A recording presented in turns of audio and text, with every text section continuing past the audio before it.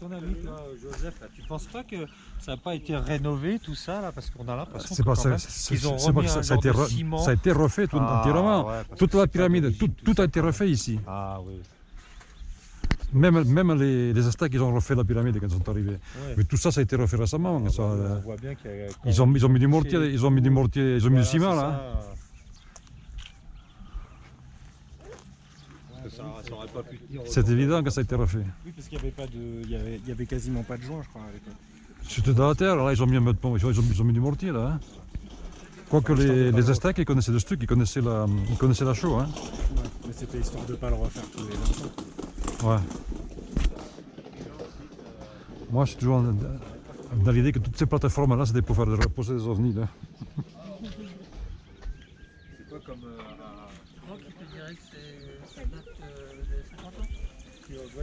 Non, non. Ah oui, Rock Soccer, oui, c'est ce que je voulais dire, Rock Soccer, mais j'ai compris. Rock Boise. C'est reconverti. Reboisé, lycée. Attends. Et encore, j'ai rien fumé. Ah parce que ça fait con par contre. Quoi? De blanc. Ouais, Ah bon, il raconte des conneries comme ça, lui?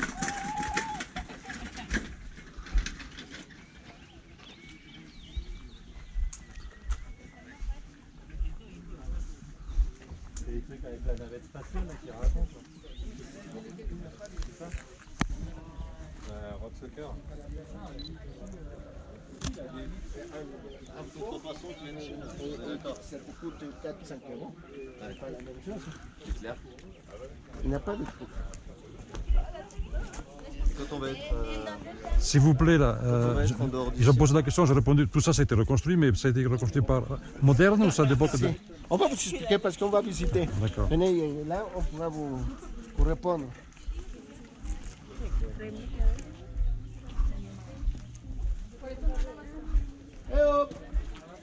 Les aventuriers du monde, là. Tenez-vous par la main, comme les écoliers, là. Avanti. On va commencer ici. Allons-y. De toute façon, on y voit. Hein. On voit les gros blocs là, l'ancienne. Là. Ça, c'est ancien peut-être, oui. Ça, c'est Mégalithe et ça, c'est Pipicha. Ah. Comme au Pérou, quoi. C'est comme au Pérou. Gros bloc à l'ancienne. Sauf que c'est pas aussi beau qu'au Pérou, mais bon. Non. Ouais. Il y a toutes les exercices de terre volcanique là. Ouais. Ça leur a fait leur, une sorte de. Du béton, quoi. Mais mettre du.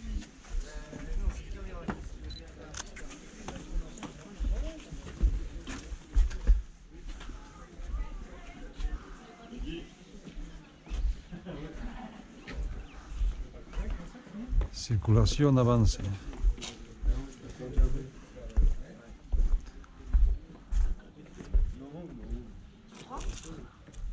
Hmm?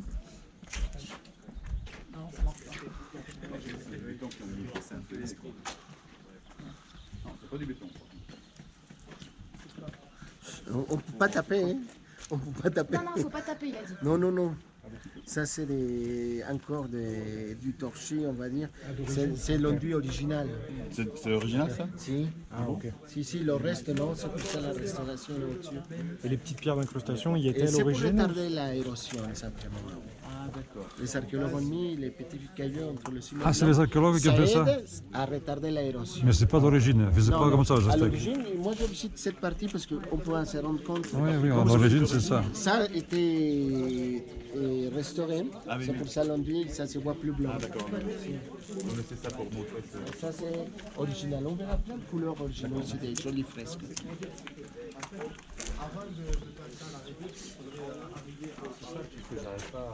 Comment ils ont pu tailler une pierre comme ça? On voit pas de coup de vie. Mais là, c'est pas compliqué de tailler ça. Hein. Ah, Ça, c'est Pipicha, tout ça. Ah bon? Mais oui, c'est rien à faire, c'est C'est tout le taille, friable, moi. ça. C'est friable en On plus. voit pas de truc de. Mais attends, ça a 2000 ans, ça a été bouffé. Hein. Non, mais ça c'est restauration aussi.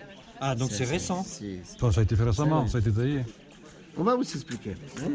Là, regardez, voilà, exactement. Voilà. Alors là, regardez, nous sommes dans cette partie du site. Moi, j'aime bien commencer la visite par ici, parce que c'est la seule partie sur le site où aujourd'hui on peut visiter des chambres, où on trouve des fresques originaux, et même une chambre souterraine à l'intérieur avec de très beaux couleurs. Alors c'est la seule partie qui est visitable. Il y a d'autres aussi avec des couleurs aussi importantes dans la cité, mais sont fermées à cause de qu'ils commençaient à se perdre les couleurs et tout, à cause de l'érosion, tout, non, la transpiration des gens, etc. Alors, et toutes ces chambres sont fermées. Alors nous sommes ici au palais des Jaguars.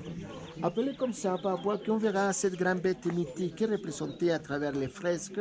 D'abord, le jaguar, c'est une bête mythique, laquelle on peut les représenter à partir de 1700-1300 avant Jésus-Christ, chez l'homme Olmec, c'est-à-dire la civilisation la plus ancienne qui existe dans l'Amérique précolombienne. Le jaguar arrive à Teotihuacan à travers un commerce.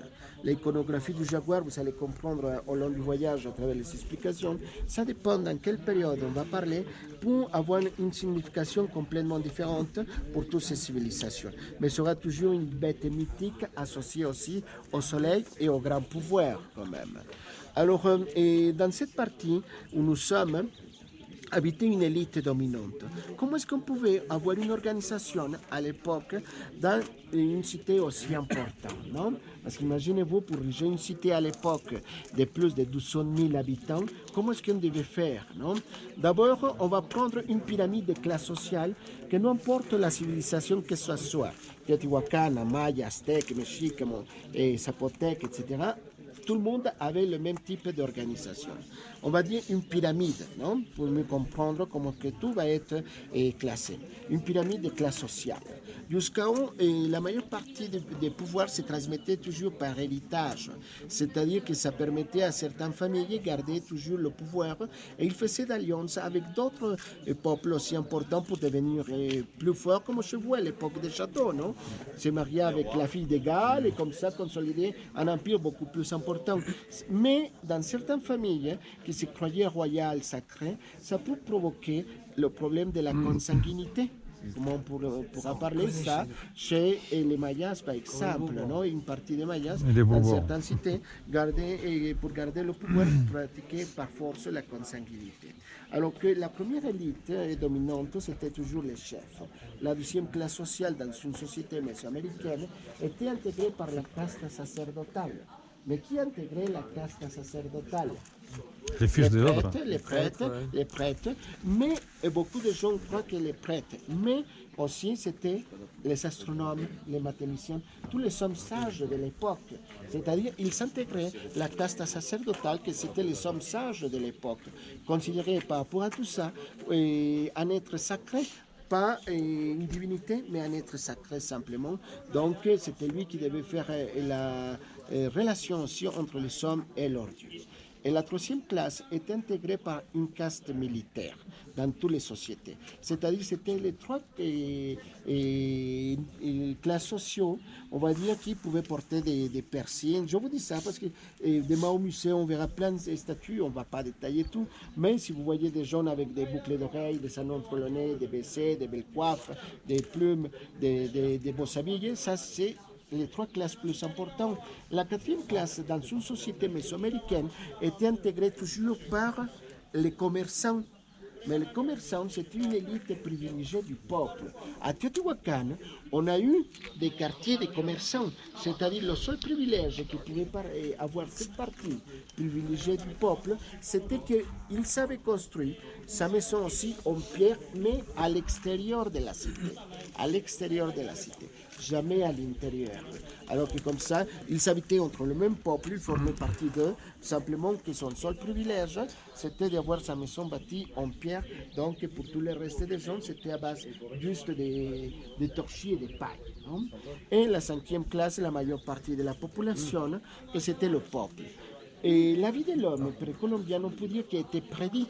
C'est-à-dire, même si quelqu'un était très intelligent, il ne pouvait pas dépasser son niveau social, c'est-à-dire artisan à vie, maçon à vie, alors qu'il ne pouvait pas dépasser son statut social. C'est de cette manière que aussi vont se créer les groupes de ces spécialistes, c'est-à-dire qu'ils vont se spécialiser dans un seul métier qui à la fin deviendra presque parfait, non? Et toutes ces choses que les gens fabriquaient. De cette manière, la cité de Teotihuacan, en avons une population de plus de 170 000 habitants, ils vont créer des calpullis, comme dans toutes les cités du monde précolombien. Un calpulli, ça veut dire des quartiers à l'extérieur de la cité, dans lesquels, dans chaque quartier, il devait avoir un représentant de la grande cité. On dirait comme le maire du quartier aujourd'hui, non? Un représentant de la loi de la cité chez le peuple. De cette manière, tout le monde était érigé. On avait toujours un chef chez nous. Alors que l'homme, à l'époque, devait travailler pour les grands seigneurs. C'est-à-dire, ce n'était pas pour eux. Et selon la conception de l'homme précolombien, ils venaient sur terre pour pouvoir travailler et faire une communion avec leur Dieu terrestre et céleste, et de cette manière compléter son cycle de vie. À travers ce cycle de vie, il faut parler d'abord mort et ensuite vie. Par contre, que l'homme européen parle vie et mort, c'est fini. Non, à l'époque précolombienne, n'importe la civilisation que ce soit, dans sa conception, il savait une vie tangible au moment qu'il mourait. C'est-à-dire une vie qui n'était pas visible, pas touchable, mais toujours présente. Alors que dans la conception cosmogonique de tous ces gens, il allait suivre une suite parallèle au vivant. De là l'importance que parler de mort pour eux, c'était juste une transition entre une vie terrestre et une vie tangible, pas visible, pas touchable, mais toujours présente, parallèle. C'est-à-dire que mourir à l'époque, ce n'était pas une catastrophe, c'était juste un début d'un cycle de vie. C'est pour ça que dans toutes les sociétés mésoaméricaines, il faut parler mort et ensuite vie pour compléter ce cycle sacré. Ici où nous sommes, ce n'est pas des chambres funéraires, c'était des chambres où l'élite dominante habitait, c'est-à-dire des grands seigneurs. Tout à l'heure, on verra les chambres où habitaient les grands prêtres. Alors que, et une chose très importante, quand on dit une chambre, une pièce, c'était juste pour se reposer. La vie de l'homme se passait toujours à l'extérieur, jamais à l'intérieur des chambres. C'est pour ça que c'est très important à remarquer ça, parce que bon, en Europe, les gens allaient prier à l'église, dans un temple, etc. Ici, imaginez-vous, l'homme, c'était en pleine nature, c'est-à-dire comme ça, en plein air. La raison pour laquelle on va trouver ici à Teotihuacan différents styles architectoniques à travers lesquels on va trouver les grandes places publiques, comme c'est la place de la Lune, non? Alors que ici, l'homme, quand je dis une pièce, c'était juste pour se reposer. L'homme couchait sur des tapis faits à base de paille maïs, de peaux d'animaux et par terre. C'est-à-dire que vraiment la pièce était rustique. C'était juste pour se reposer. Même les nobles? Et même les nobles, c'était juste pour se reposer. La vie d'eux aussi se passait à l'extérieur. Par contre, il pouvait avoir des privilèges, par exemple, comme on verra ici, sa chambre souterraine, que c'était pour la pratique des rites cérémoniaux entre eux-mêmes, simplement, c'est-à-dire en privé, non, une élite dominante. Alors que, mais pour les nobles aussi, c'était assez rustique. C'est-à-dire, ils savaient des peaux d'animaux, des assiettes et tout, mais ils n'avaient pas une grande richesse. Comme beaucoup de gens croient que comme dans les châteaux en confort, on avait ça, on avait l'autre. Non, c'était quand même primitif. Non, mais quand même beaucoup plus important que chez le peuple. Non? C'est représentant de la classe dominante qui avait ce sort des mères, voilà, qui avait... Et il avait le même problème. Il dormait et restait aussi dehors ou il sortait Non, dehors, il habitait entre le même peuple.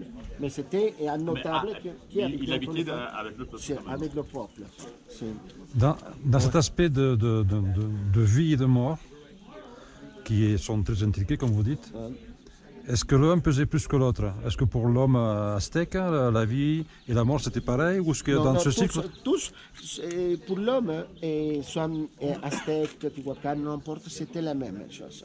Par contre, on peut voir qu'il pouvait les représenter de différentes manières, mais avec la même conception, quoi, non? Toujours. Ça, on peut trouver même à travers l'architecture, mais la conception, c'était toujours la même. L'importance depuis l'homme olmèque jusqu'aux aztèques. Est-ce qu'ils avaient